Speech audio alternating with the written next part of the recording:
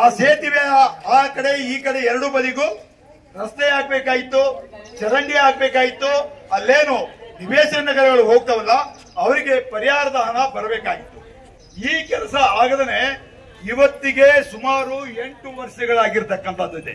ಇವತ್ತಿನ ಸೇರಿರ್ತಕ್ಕಂಥ ಈ ಜನರ ಸಮಕ್ಷಮ ಏನ್ ಹೇಳಬೇಕಂತಿರೋ ಅದನ್ನು ಪ್ರಾಮಾಣಿಕವಾಗಿ ಹೇಳಬೇಕು. ಯಾಕ್ರಮ ಏನ್ ಹೇಳಬೇಕಂತಿರೋ ಅದು ಪ್ರಾಮಾಣಿಕವಾಗಿ ಹೇಳಬೇಕು.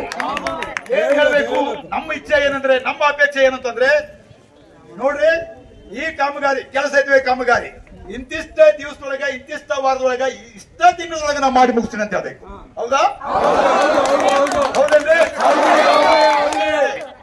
ದಯವಿಟ್ಟು ನಿಮ್ಮ ಮಾತು, ನೀವು ಇತ್ತಿನ ಶಾರ್ಟ್ ಪೀರಿಯಡ್ ಒಳಗೆ ಈ ಕಾಮಗಾರಿ ಮುಗಿಸ್ತೀನಿ ಅಂತಂದ್ರೆ ನಾವು ನಿಮ್ ಜೊತೆಗೇನೆ ಇರ್ತೀವಿ, ನಿಮ್ಮ ಜೊತೆಗೇನೆ ಇರ್ತೀವಿ. ನೀವು ನಮ್ಮವರೇ, ನಮ್ಮ ಮನೆಯವರೇ.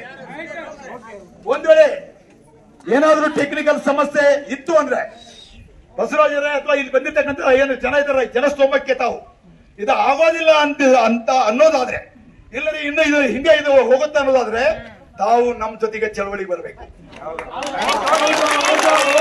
ನಾವು ಇನ್ನೊಮ್ಮೆ ಹೊಸ ಪ್ರಪೋಸಲ್ ಕಳ್ಸೋಣ. ಹೊಸ ಪ್ರಪೋಸಲ್ ಲ್ಯಾಂಡ್ ಅಕ್ವಿಸಿಷನ್ 5 ಕೋಟಿ ಮಾಡಿದಿರಿ, ಅಷ್ಟೊಂದು ದುಡ್ಡು ಕೊಡಲ್ಲ ರೈಲ್ವೆ ಇಲಾಖೆ. ಇದನ್ನ ಹೆಂಗ್ ಕಡಿಮೆ ಮಾಡಕ್ಕಾಗತ್ತೆ ನೋಡಿ ಅಂತೇಳಿ ಹೇಳಿದ್ಮೇಲೆ ನಾವು DC ಅವ್ರಿಗೆ ಅಲ್ಲೇ ಮಾತಾಡಿಸಿ, GM ಅವ್ರಿಗೆ DC ಅವ್ರಿಗೆ ಮಾತಾಡಿಸಿ, DC ಅವರು ಅದನ್ನ 2-3 ದಿವಸಗಳ ಕಾಲ ವಿಸಿಟ್ ಮಾಡಿ ಏನ್ ಕಡಿಮೆ ಮಾಡಬಹುದು, ಎಷ್ಟು ಲ್ಯಾಂಡ್ ಅಕ್ವಿಸಿಷನ್ ಕಡಿಮೆ ಮಾಡಬಹುದು DC ಅವ್ರಿಗೆ 2-3 ಸಲ ವಿಸಿಟ್ ಮಾಡಿ ಒಂದು ಕಮಿಟಿ ಮಾಡಿ